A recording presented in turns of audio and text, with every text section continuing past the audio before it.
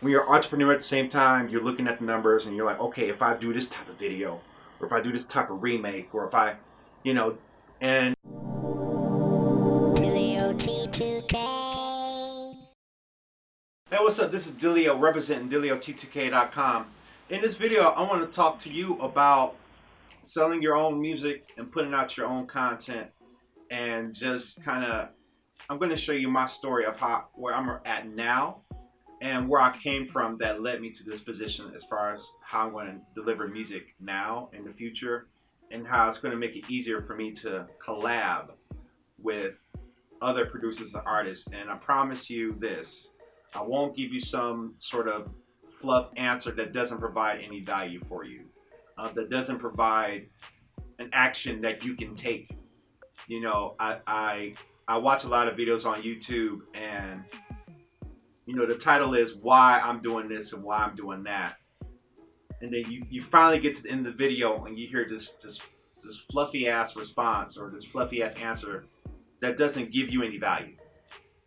You know, it's mainly them bragging about themselves, and I know it's easy to do that on this platform, but what I want to do is at least give you some tools to work with, and hopefully my story will provide context for how I use this tool, right? And so you can do something. You know, you're not going to end at the end of this video and be like, okay.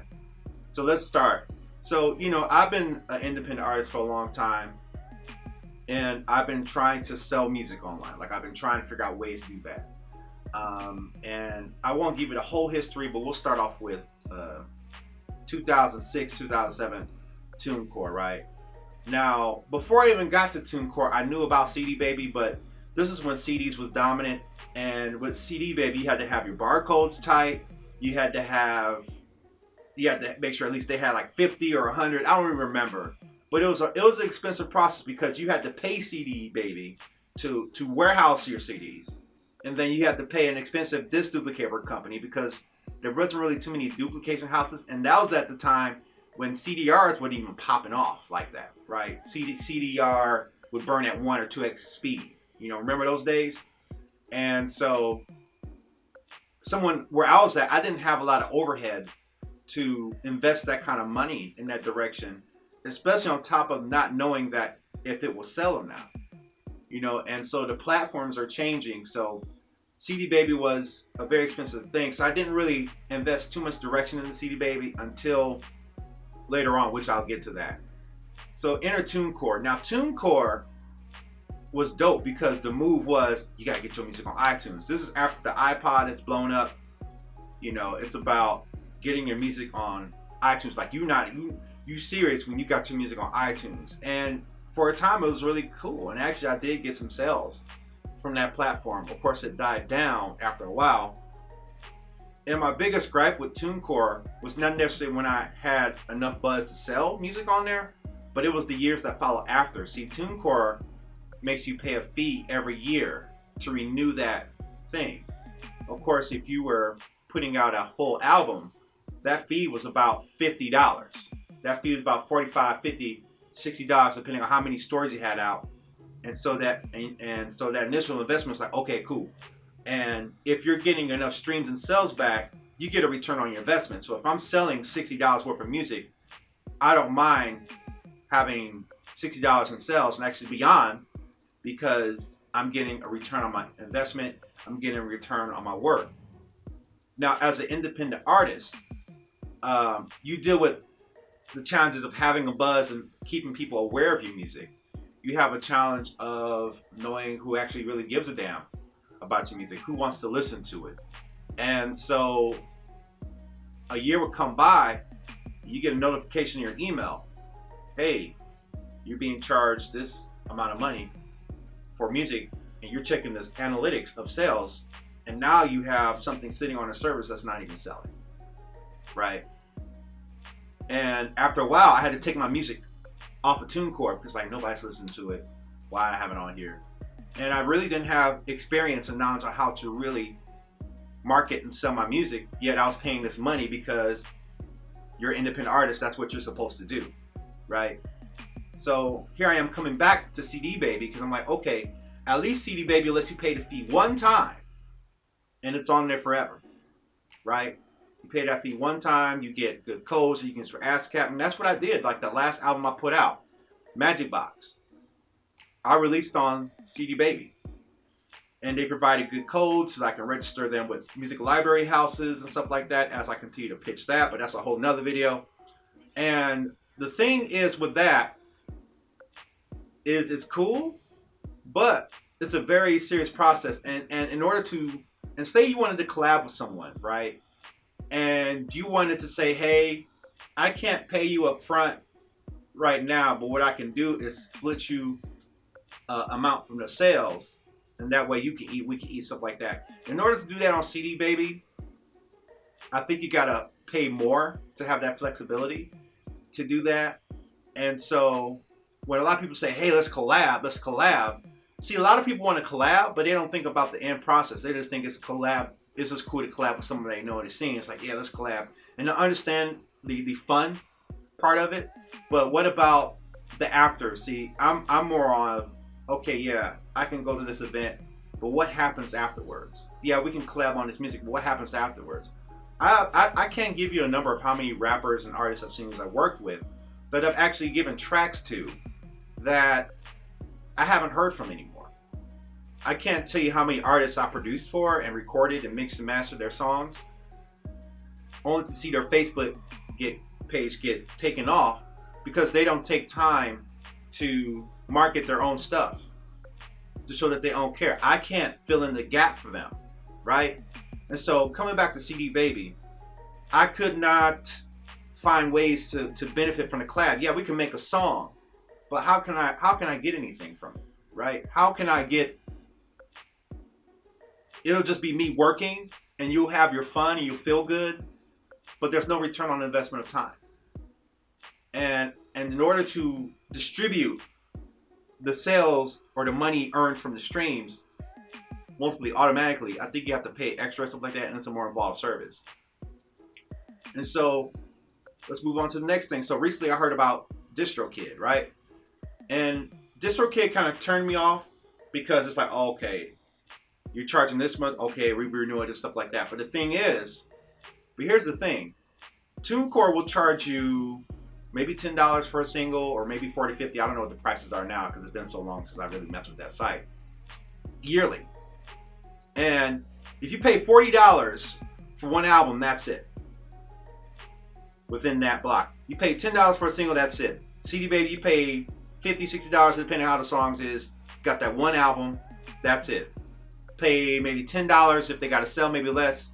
One single on there permanently, but it's just one. So what if you had a platform, and that's what kind of made me say, they're charging you $20 a year. Okay, we're back in recurring fee world. Okay, $20 is a little bit less of a sacrifice than dropping $50 and $60 for multiple albums. And keep in mind, when I was on TuneCore, I had like 3 albums on there. So I'm dropping $150 a year for music that people aren't listening to. You know, imagine that.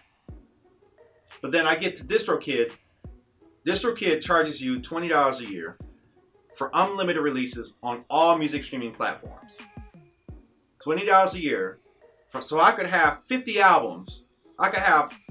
So let's say if I have 5 albums with 10 songs. 5 times 10 is 50. So I can have 50 songs on all music streaming platforms for $20 a year. Now that would have costed me hundreds of dollars on CD Baby. It would have costed me hundreds of dollars on TuneCore, right? If I'm doing 5 albums of 10 songs. So here they are talking about unlimited stream. I'm like, really?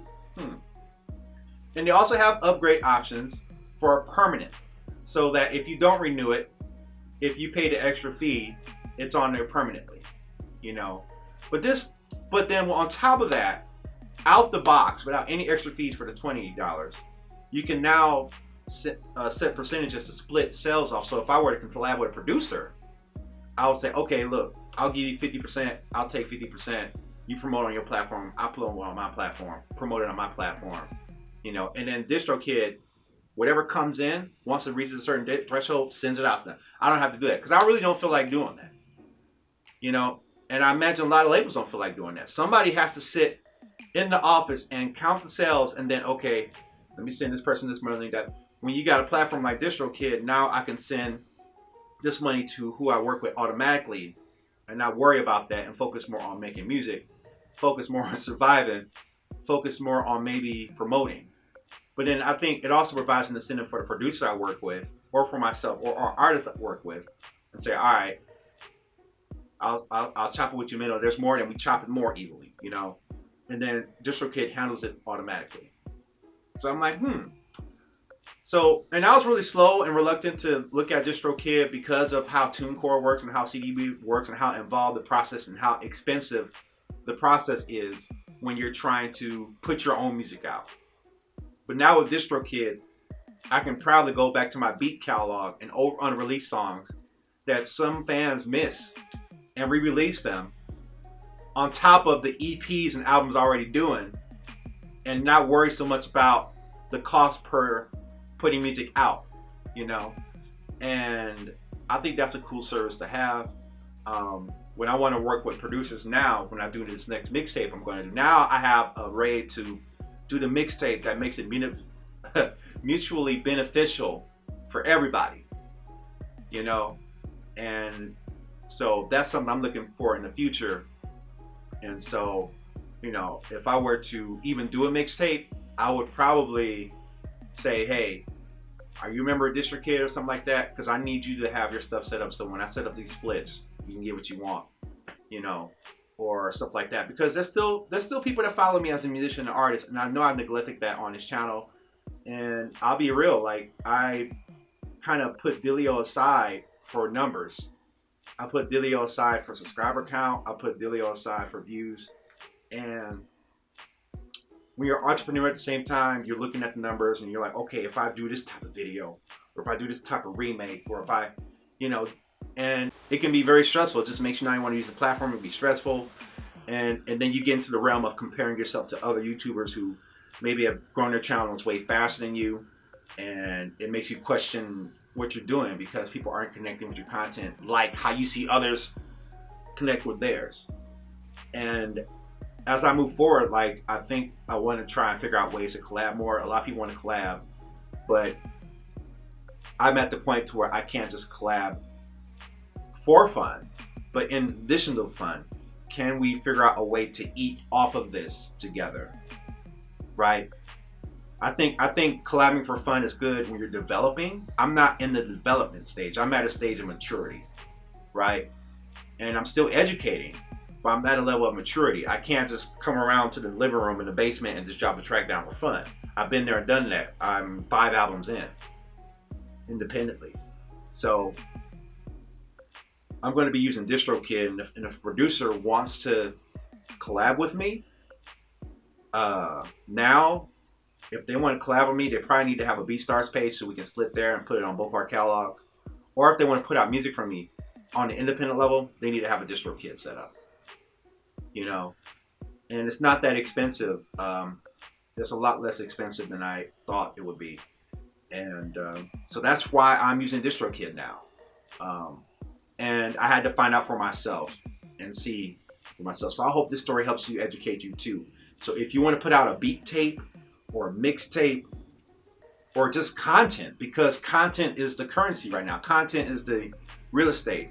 And if you want to do that in a way that incites an incentive for who you work for, I think, or work with, I think it's a great move. So that's my story and how I kind of arrived at DistroKid and how I'm going to work with that platform with other artists.